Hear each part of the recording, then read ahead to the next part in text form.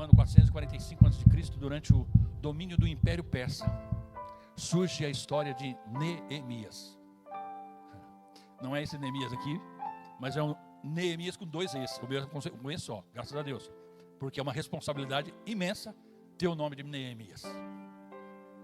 Então Neemias era copeiro do rei Artaxerxes I, e uma das funções mais importantes do reinado, porque o copeiro não era apenas alguém que servia vinho ao rei, ele era um homem de extrema confiança do rei.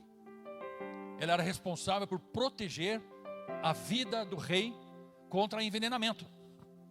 Então, quando a cozinha mandava os alimentos para o rei, esse copeiro experimentava todos os alimentos ali, para ver se o alimento não estava envenenado.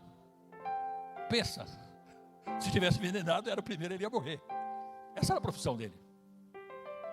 Mas foi cerca de 140 anos antes dessa data de Neemias, os muros da cidade de Jerusalém haviam sido destruídos quando o rei Nabucodonosor II, lá da Babilônia, invadiu Judá e derrubou os muros. Jerusalém foi saqueada, o templo foi destruído, várias partes do muro de proteção que ali existia foram derrubados, milhares de judeus foram levados cativos para a Babilônia. E esses muros permaneceram destruídos, rachados, com grandes fissuras e abertos por muitos anos. E qual que era o motivo de todo esse acontecimento ruim sobre Israel? O motivo é simples. O povo havia se afastado de Deus por muitos anos. A idolatria, a desobediência, a corrupção inclusive espiritual, trouxeram consequências dolorosas a esse povo, ao povo de Deus. E foi exatamente nesse cenário que Neemias encontrou alguém, e ao ouvir notícias de Jerusalém, ele ficou muito decepcionado. E tudo começa com as notícias de Neemias que recebeu, as notícias que recebeu de Jerusalém. Isso está lá no livro de Neemias, capítulo 1, verso 4. Tendo eu ouvido estas palavras, assentei-me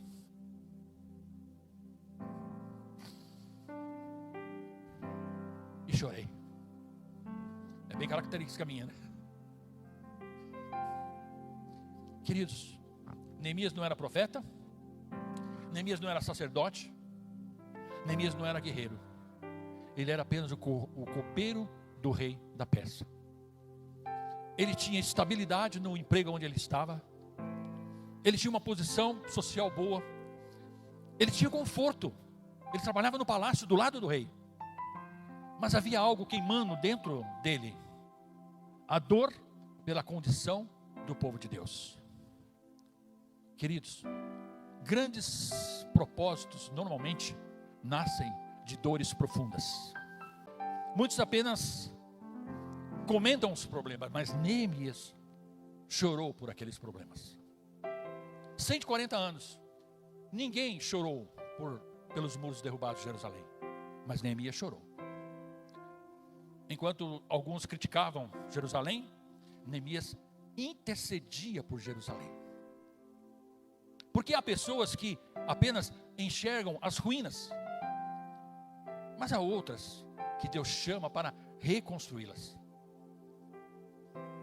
E o primeiro ponto que eu quero falar sobre a história de Neemias: a oração de Neemias moveu o céu. Porque antes de agir, Neemias, deixa eu falar certo, né? Neemias sou eu. Neemias orou. Vamos lá, Neemias capítulo 1, verso 11. Diz o seguinte: Senhor, que os teus ouvidos estejam atentos à oração desse teu servo, e a oração dos teus servos, que tem prazer em temer o teu nome. Faz que hoje este teu servo seja bem sucedido, concedendo-lhe a benevolência deste homem. A perseverança de Neemias não começou nos muros. Ele chorou pelos muros, sabia que tinha que fazer algo pelos muros, mas ele não começou indo lá resolver o problema dos muros. Ele tinha uma caminhada até lá. E ele começou com o primeiro ponto, começou pela oração. E o que nós aprendemos com isso? Quem aprende a permanecer ajoelhado diante de Deus, consegue permanecer em pé diante das adversidades. Neemias entendeu algo poderoso, porque não basta ter emoção, não basta chorar pelo problema, não basta se comover, é necessário ter direção, e direção se consegue pela oração. É verdade que muitos de nós nos precipitamos diante dos problemas. Quando nós achamos algo que no nosso coração acha que está certo, a gente logo se precipita a tentar resolver. Mas Neemias não. Neemias buscou o céu antes de buscar estratégias. E aqui está uma das maiores lições da Bíblia. Quem persevera em oração recebe respostas sobrenaturais. Em oração. O segundo ponto sobre a história de Neemias é o favor de Deus abriu portas impossíveis. Aí chegou o dia.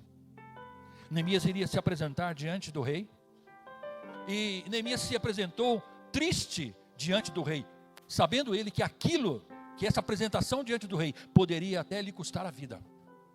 Porque a função dele nunca era entristecer o rei, mas era alegrar o rei. Mas quando Deus decide honrar alguém perseverante, até os reis colaboram. Vamos ler lá, Neemias capítulo 2, verso 4 a 8. Diz assim: o rei me disse: o que você gostaria de pedir?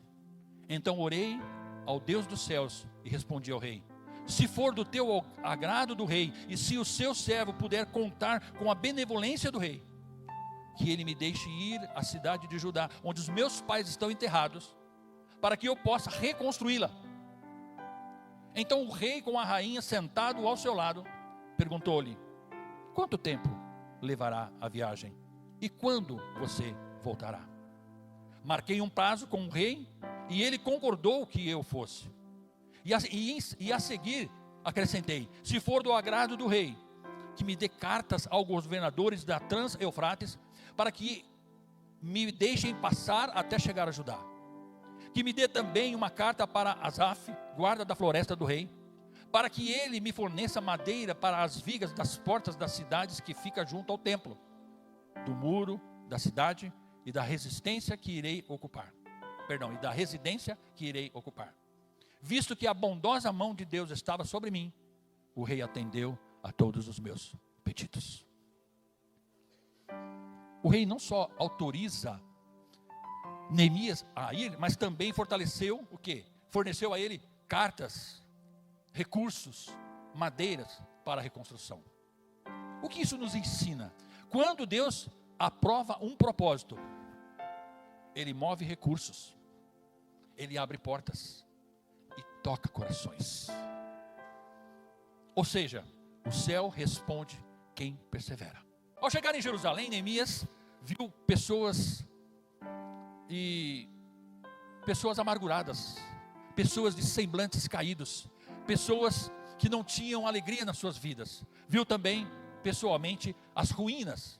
Naquela época, uma cidade sem muro era símbolo de vergonha, era símbolo de fraqueza, era símbolo de humilhação, era símbolo de derrota.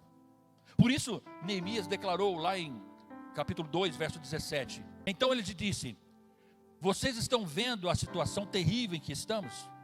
Jerusalém está em ruínas e suas portas foram destruídas pelo fogo.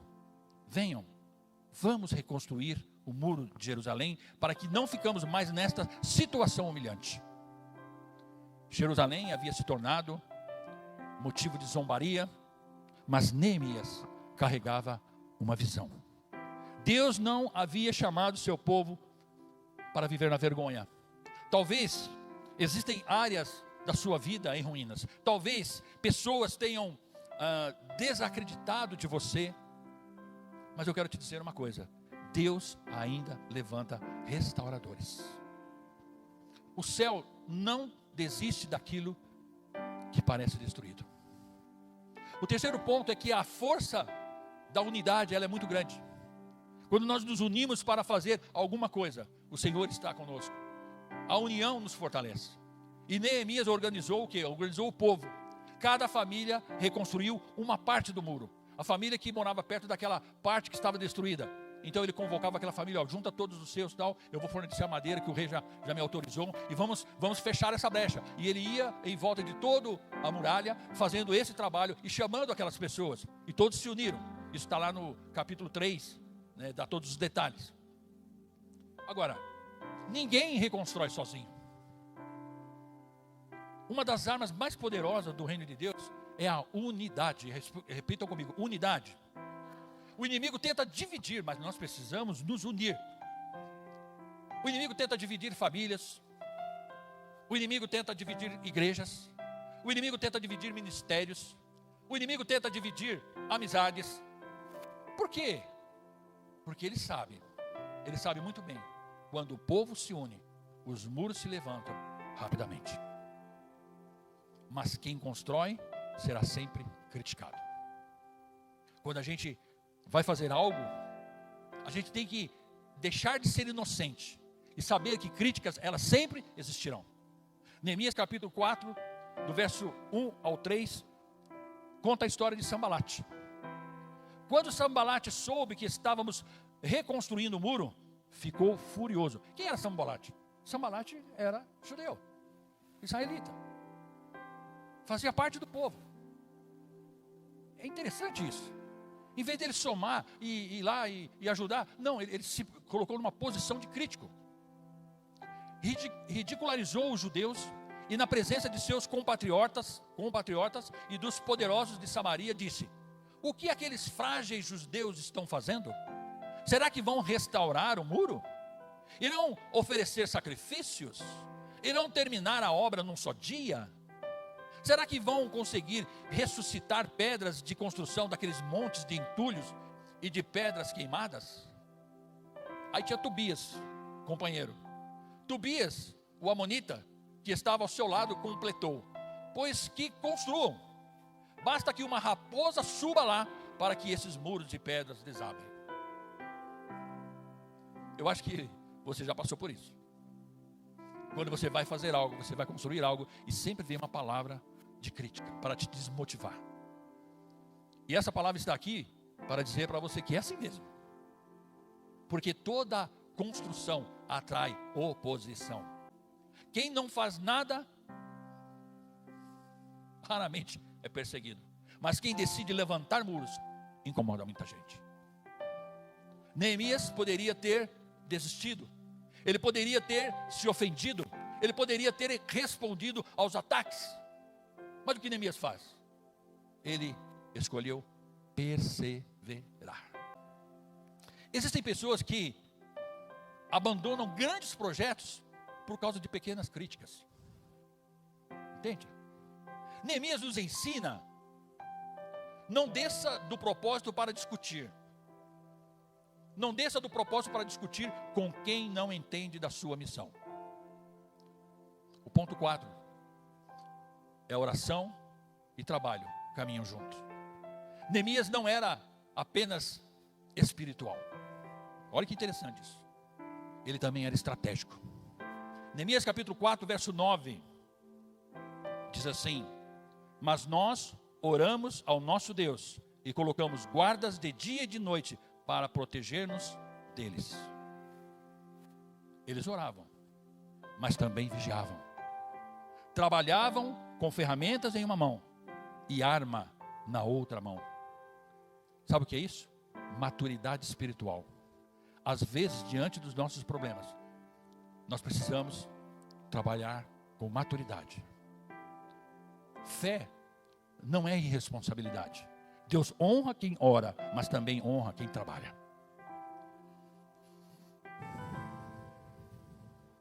E precisamos, como Neemias, de discernimento para não parar a obra. Os inimigos tentaram distrair Neemias. Chamaram para reuniões. Criaram mentiras. Espalharam medo. Mas Neemias respondeu: capítulo 6, versos 2 e 3. Sambalate e Gesem mandaram-me a seguinte mensagem: venha, vamos nos encontrar num dos povoados da planície de Ono. Eles, contudo, estavam tramando fazer-lhe mal.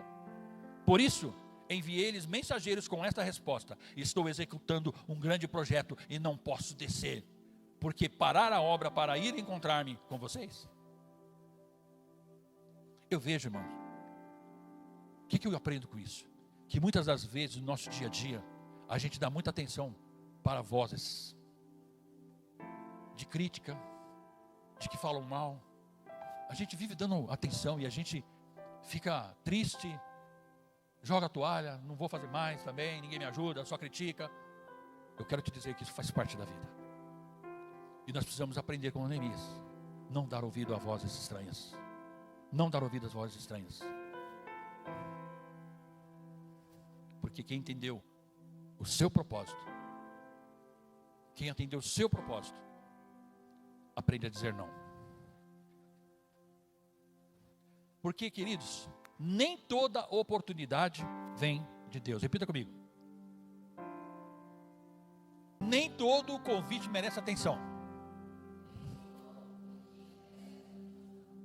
Sabe por quê, queridos?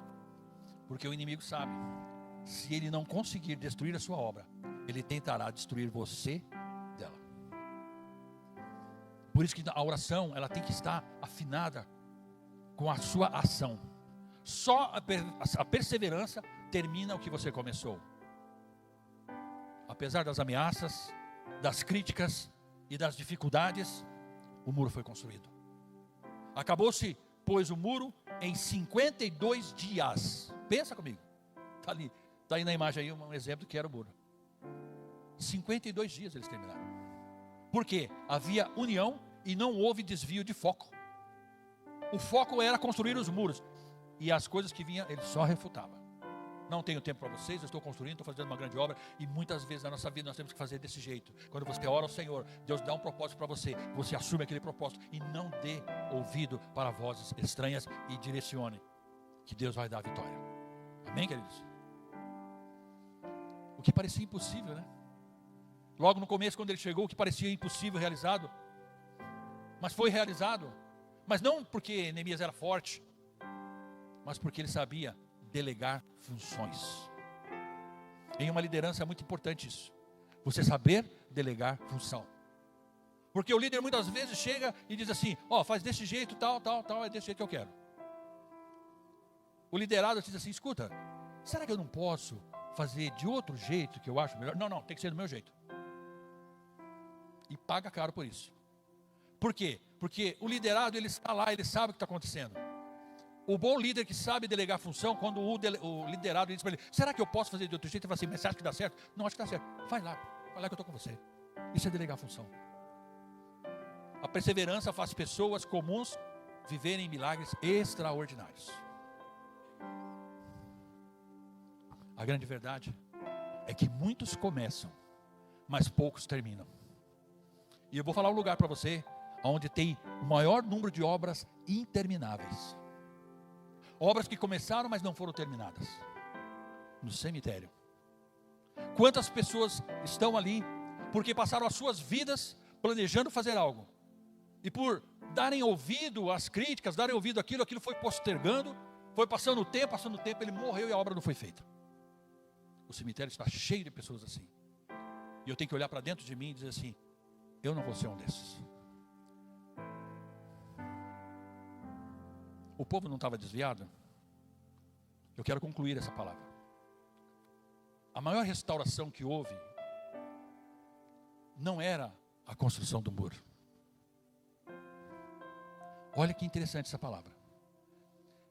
Deus promove todo esse evento com Neemias, mas o objetivo de Deus não era a reconstrução do muro, simplesmente.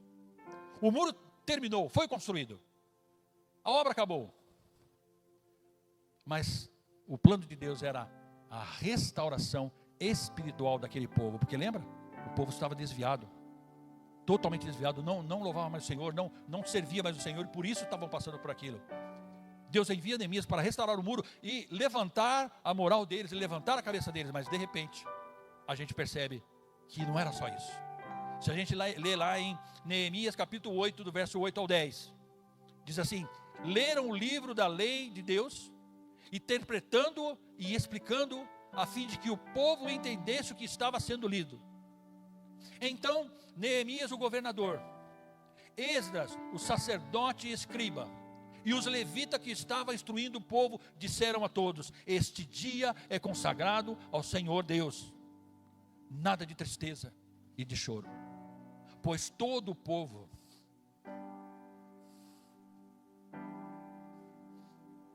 ao ver os muros reconstruídos, choravam. E quando ouviram a palavra de Deus, e eles ligaram uma coisa na outra, eles perceberam que aqueles muros poderiam ter sido construídos há muitos anos atrás. Bastava se inclinar às bênçãos do Senhor. O povo estava chorando enquanto ouvia as palavras da lei.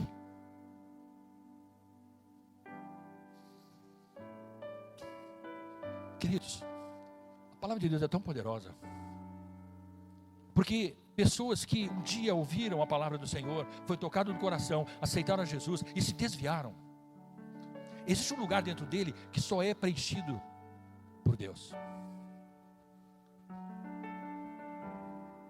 Sábado passado nós fizemos uma reuniãozinha lá em casa para comemorar os aniversariantes. E nós cantamos uma música. Só nós ali, violãozinho. O Edinho tocou o violão baixinho, mas a voz ficou alta, ficou bem boa. O vizinho veio falar comigo.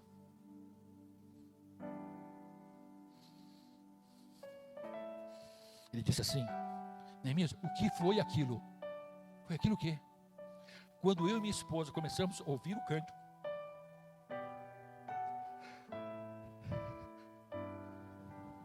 nós começamos a chorar. Desesperadamente, nós começamos a chorar e não sabia por quê. Apenas com um cântico. A palavra de Deus é poderosa, os cânticos são poderosos. Existem pessoas que estão perdidas, mas se forem tocadas com o Espírito, elas se renderão. E hoje cedo, esse casal que está morando lá, nosso vizinho, falou: minha mãe, eu quero ir na igreja com você. Ele católico, ela desviada do evangelho. Olha como esse evangelho é poderoso. Porque a verdadeira reconstrução começa dentro. A história de Neemias prova que ruínas não são definitivas, críticas não impedem promessas, oposição não cancela propósitos, e dificuldades não anula aquilo que Deus determinou.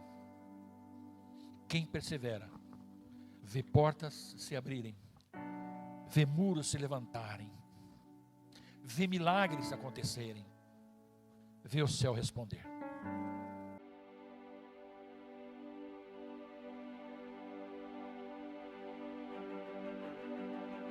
Eu preciso te dizer algo, isso não é por acaso. Se você chegou até aqui, Deus tem algo com você. E pode ser que seja exatamente isso que você precisava hoje. Eu escrevi um livro, O Grande é Ser Pequeno. Uma mensagem sobre quebrantamento, sobre recomeço, sobre voltar ao centro da vontade de Deus. E deixa eu te dizer algo importante. Esse livro é perfeito até para quem não tem o hábito de ler, porque os capítulos são curtos, diretos e vão direto ao coração. São mensagens simples, mas profundas, que você consegue ler e aplicar no seu dia a dia. E tem algo ainda mais forte nisso tudo. Esse não é um só livro, é um propósito. Quando você recebe, você também pode presentear outra pessoa. É um ciclo, uma corrente de fé, de transformação de vida sendo tocadas por Deus. E eu senti no meu coração de não apenas vender, mas te presentear. Sim, você pode receber esse livro gratuitamente. Para isso, é simples. Me chama no WhatsApp, envia seu nome completo e seu endereço com o CEP. Meu WhatsApp é 17 98822 1504. E eu creio que quando esse livro chegar até você, Deus vai falar com você e algo dentro de você vai ser transformado. Deus te abençoe. Nos vemos no próximo vídeo.